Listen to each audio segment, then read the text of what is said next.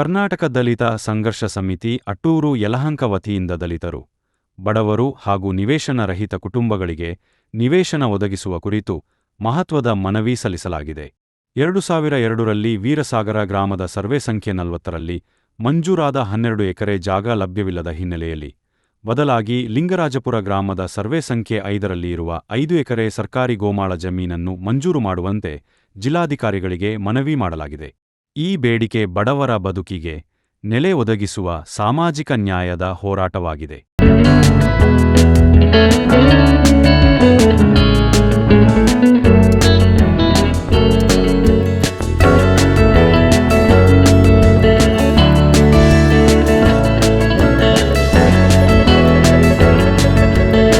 ಈ ಸಂದರ್ಭದಲ್ಲಿ ದಲಿತ ಸಂಘಟನಾ ಸಮಿತಿ ಸಂಯೋಜಕದ ರಾಜ್ಯಾಧ್ಯಕ್ಷರಾದ ಡಾ. ಅಶ್ವಥ್ ಅತ್ಯಂಜ, ರಾಜ್ಯ ಸಮಿತಿಯ ಸದಸ್ಯರಾದ ಎನ್. ರವಿಕುಮಾರ್ ಗಂಗನಬೀಡು, ಟಿ. ಹನುಮಯ್ಯ ಕೆಂಚನಪುರ, ಮಂಜುನಾಥಗೌಡ ಕೋಲಾರ, ಕೊಟ್ಟೂರು ವಿಶ್ವ ಸಂಘಟನಾ ಸಂಘಟಕರು, ದಲಿತ ಮುಖಂಡರಾದ ಮುನಿಯಪ್ಪ ಅಟ್ಟೂರು ಹಾಗೂ ಪರಮೇಶ್ ಉಪಸ್ಥಿತರಿದ್ದರು. ಮಾಧ್ಯಮದವರಿಗೆ ಕರ್ನಾಟಕ ದಲಿತ ಸಂಘರ್ಷ ಸಮಿತಿಯಿಂದ ನಮಸ್ಕಾರ.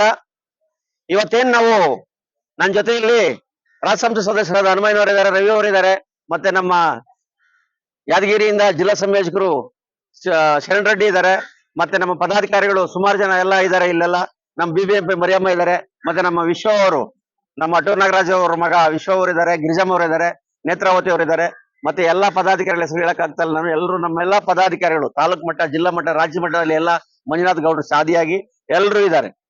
ನಾವೇನೀಗ ಕಳೆದ 15-20 ವರ್ಷದಿಂದ ಏನು ಹೋರಾಟ ಮಾಡ್ತಾ ಬಂದಿದ್ದೀವಿ, ನಿವೇಶನಕ್ಕಾಗಿ ನಿವೇಶನ ಬೇಕು ಅಂತ ಹೋರಾಟ ಮಾಡಿದ್ದೇವೆ.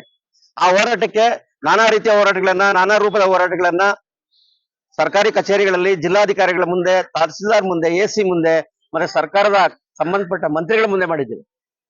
ಇದಕ್ಕೆ ಪೂರಕವಾಗಿ ನಾವು ಕಳೆದ 2023-24ರಲ್ಲಿ ಅಟ್ಟೂರು ನಾಗರಾಜ್ ಅವರು ಇದ್ರು, ನಾವೆಲ್ಲ ಒಟ್ಟಿಗೆ ಸೇರಿ DK ಶಿವಕುಮಾರ್ ಮನೆ ಹತ್ರ ಧರಣಿ ಮಾಡಿದ್ವಿ.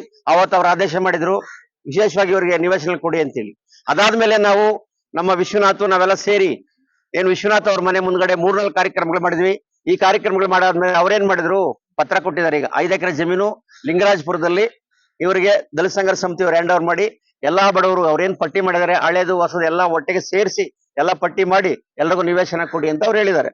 ಅದ್ರ ಪ್ರಕಾರ ನಾವು ಆ ಲೆಟರ್ ಇವತ್ತು ತಲುಪಿಸಿದ್ದೇವೆ. ಜಿಲ್ಲಾಧಿಕಾರಿಗಳವರು ಈಗ ಏನ್ ಹೇಳಿದ್ರು ಅಂತಂದ್ರೆ, ಇಂಡಿವಿಜುವಲ್ ಆಗಿ ಒಬ್ಬರಿಗೆ ಸೈಟ್ ಕೊಡಕ್ ಬರಲ್ಲ, ಗುಂಪಲ್ಲಿ ಕೊಡ್ತೀವಿ ಅಂತ.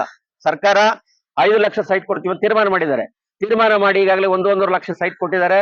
ಇದೇ ನಮ್ಮ ಚಲಗಡದಲ್ಲೂ ಕೂಡ ಆತರ ಸೈಟ್ ಕೊಟ್ಟಿದ್ದಾರೆ. ಆಮೇಲೆ ಬೆಂಗಳೂರು KR ಪುರಂ ಕಡೆ, ಮತ್ತೆ ಈ ಕಡೆ ಬಿದ್ರಳ್ಳಿ ಹೋಬಳಿಯಲ್ಲೆಲ್ಲ ಸೈಟ್ ನಿವೇಶನ ಕೊಟ್ಟಿದ್ದಾರೆ ನಮ್ಮ ಹೋರಾಟದ ಫಲವಾಗಿ. ಇದು ನಮ್ಮದು ಪೆಂಡಿಂಗ್ ಬಿದ್ದಿದೆ. ಈ ಕಾರಣಕ್ಕಾಗಿ ಅನೇಕ ಜನ ಹೋರಾಟಗಾರರು ಇದರಲ್ಲಿ ಹೋರಾಟ ಮಾಡಿದ್ರು. ಆ ಹೋರಾಟಗಾರರ ಹೋರಾಟದ ಪ್ರತಿಫಲವಾಗಿ ಇವತ್ತು ನಾವು ಅವರಿಗೆ ಪತ್ರ ಕೊಟ್ಟಿದ್ದೇವೆ. ಅದನ್ನ ನಾನು ಬರಿತೀವಿ ಅಂತ ಹೇಳಿದ್ದಾರೆ. ತಹಶೀಲ್ದಾರ್ ಕೊಟ್ಟಿರ್ತಕ್ಕಂಥ ಪತ್ರನೂ ಕೊಟ್ಟಿದ್ದೇವೆ. ಇದರಲ್ಲಿ ನಾವು ಇಲ್ಲಿಗೆ ನಮ್ಮ ಹೋರಾಟ ನಿಲ್ಲೋದಿಲ್ಲ, ನಾವ್ ಎಲ್ಲಿವರೆಗೂ ಹಕ್ಕುಪತ್ರ ತಗೋಬೇಕು ಅಲ್ಲಿವರೆಗೂ ಹೋರಾಟ ಮಾಡಬೇಕಾಗ್ತದೆ. ಆ ಕಾರಣಕ್ಕಾಗಿ ಇಲ್ಲೆಲ್ಲಾ ನಮ್ಮ ಪದಾಧಿಕಾರಿಗಳು, ನಮ್ಮ ದಲಿತ ಸಂಘರ್ಷ ಸಮಿತಿ ಎಲ್ಲಾ ಮಹಿಳಾ ಪದಾಧಿಕಾರಿಗಳು, ಎಲ್ಲಾ ಪದಾಧಿಕಾರಿಗಳು, ಜಿಲ್ಲಾ ಪದಾಧಿಕಾರಿಗಳು, ರಾಜ್ಯ ಮಟ್ಟದ ಪದಾಧಿಕಾರಿಗಳು, ಕನ್ಯಾಕುಮಾರಿ ಅವರು ನಮ್ಮ ತಾಲೂಕು ಸಂಯೋಜಕರು, ಮತ್ತೆ ನಮ್ಮ ವಿಜಯಮ್ಮ, ಮತ್ತೆ ಇನ್ನೊಬ್ಬ ವಿಜಯಮ್ಮ, ಮತ್ತೆ ನಮ್ಮ BBMP ಮರಿಯಮ್ಮ, ಮತ್ತೆ ಜಯಮ್ಮ, ಅನೇಕ ಜನ ನಾಯಕರುಗಳೆಲ್ಲ ಎಲ್ಲ ಇದ್ದೀರಿ. ನೀವು ಹೋರಾಟ ನಿಲ್ಲೋದಿಲ್ಲ. ನಮ್ದು ಹಕ್ಕುಪತ್ರ ಎಲ್ಲಿವರೆಗೂ ಸಿಗುತ್ತೋ, ಎಲ್ಲರೂ ನಮ್ ಕೈ ಸಿಗುತ್ತೋ ಅಲ್ಲಿವರೆಗೂ ನಾವು ಹೋರಾಟ ಮಾಡ್ಬೇಕಾಗ್ತದೆ.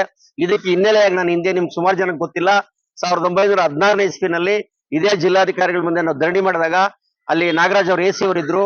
ಅವರಲ್ಲಿಗೆ ಉತ್ತರಹಳ್ಳಿಗೆಲ್ಲ ಬಂದ್ರು, ಮತ್ತೆ ಅಲ್ಲೆಲ್ಲ ಸರ್ವೆ ಮಾಡಿದ್ರು, ಡೆಮಾಲಿಷನ್ ಮಾಡಿದ್ರು, ಕೆಲವು ಕಡೆ ಇಲ್ಲಿಗಲ್ ಡೆಮಾಲಿಷನ್ ಮಾಡಿದ್ರು. ಅದಾದ್ಮೇಲೆ 5,000 ಸೈಟ್ ನಿಮ್ಗೆ ಕೊಡ್ಬೇಕು ಅಂತೇಳಿ ರೆಸಲ್ಯೂಷನ್ ಮಾಡಿದ್ದಾರೆ. ನಮ್ಮ ಹತ್ರ ಪತ್ರ ಇದೆ, ರೆಸಲ್ಯೂಷನ್ ಮಾಡಿದ್ದಾರೆ. 5,000 ಸೈಟ್ ಕೊಡ್ಬೇಕು ಅಂತೇಳಿ.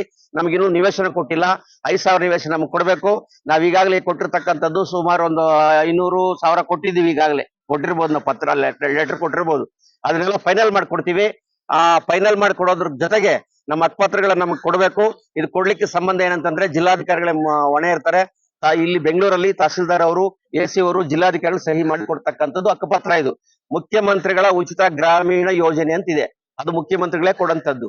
ಇನ್ನು ಬೇರೆ ತಹಸೀಲ್ MLAಗಳಾಗ್ಲಿ ಅಥವಾ ಅಧಿಕಾರಿಗಳಾಗ್ಲಿ ಕೊಡಂತದ್ದಲ್ಲ. ಮುಖ್ಯಮಂತ್ರಿಗಳ ಉಚಿತ ವಸತಿ ಯೋಜನೆ ಅಂತ ಒಂದು ಸ್ಕೀಮ್ ಇದೆ, ಆ ಸ್ಕೀಮ್ ಅಲ್ಲೇ ಕೊಡಬೇಕು. ಆ ಕೆಲಸವನ್ನ ಅವ್ರು ಮಾಡ್ಬೇಕು. ನಾವು ಇದೇ ತಿಂಗಳಲ್ಲಿ ಸೆಷನ್ ನಡೀತದೆ, ಸೆಷನ್ ನಡೆಯೋದ ಸಲುವಾಗಿ ಆ ಟೈಮಲ್ಲಿ ಎಲ್ಲಾ ಮಂತ್ರಿಗಳು ಮತ್ತೆ ಭೇಟಿ ಮಾಡಬೇಕು. ಭೇಟಿ ಮಾಡಿ ನಾವು ಇದನ್ನ ನಾವು ಹಕ್ಕುಪತ್ರ ತಗೊಳ್ಳೋ ತನಕ ನಿಲ್ಲಂಗಿಲ್ಲ. ಈ ಹೋರಾಟದಲ್ಲಿ ನಮ್ಮ ರಾಜ್ಯ ಸಂಘಟನಾ ಸಂಯೋಜಕರಾದ ನಾಗರಾಜ್ ಅವರು ತೀರೋಗಿದ್ದಾರೆ. ಮತ್ತೆ ನಮ್ಮ ಜಿಲ್ಲಾ ಸಂಯೋಜಕರಾದಂತ ಪ್ರೇಮ ಅವರು ತೀರೋಗಿದ್ದಾರೆ. ಅವರು ಮೊದಲು ಹೋರಾಟ ಮುಂದುವರಿಸ್ತಾ ಬಂದಿದ್ರು.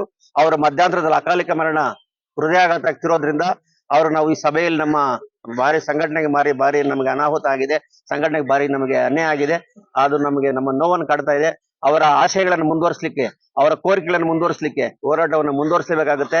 ಇವತ್ತೇನ್ ನೀವು ಬಂದಿದ್ದೀರಿ, ಈಗ ಹೋರಾಟ ಏನ್ ಮುಂದುವರಿಸ್ತಾ ಇದೀವಿ, ಇದು ನಮ್ದು ಇನ್ನೂ ನಿಂತಿಲ್ಲ. ಎಲ್ಲಿವರೆಗೂ ನಿಲ್ಲಲ್ಲ ಅಂತಂದ್ರೆ, ಎಲ್ಲಿವರೆಗೂ ನಮ್ಗೆ ಹಕ್ಕುಪತ್ರ ಸಿಗೋದಿಲ್ವೋ ಅಲ್ಲಿವರೆಗೂ ನಿಲ್ಲೋದಿಲ್ಲ. ಯಾವುದೇ ಊಹಾಪೋಹಗಳು ಗಾಳಿ ಮಾತ್ರಗಳು ಗಾಳಿ ಕಿವಿ ಕೊಡಬೇಡಿ. ಈ ನಾಡನ್ನು ಯಾರು ಬಿಡೋದಿಲ್ಲ.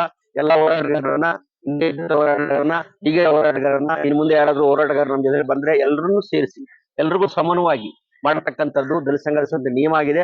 ಬಾಬಾ ಸಾಹೇಬ್ ಅಂಬೇಡ್ಕರ್ ಅವರು ಬುದ್ಧನ ಅನುಯಾಯಿಗಳು ನಾವೆಲ್ಲರೂ ಕೂಡ ಸರ್ವರಿಗೂ ಸಮಾನತೆ, ಸರ್ವರಿಗೂ ಸಮಬಳ ನಿಯಮದಲ್ಲಿ ಬಂದಿರತಕ್ಕಂಥದ್ರಿಂದ ಆ ಕೆಲಸ ಮಾಡ್ತೀವಿ.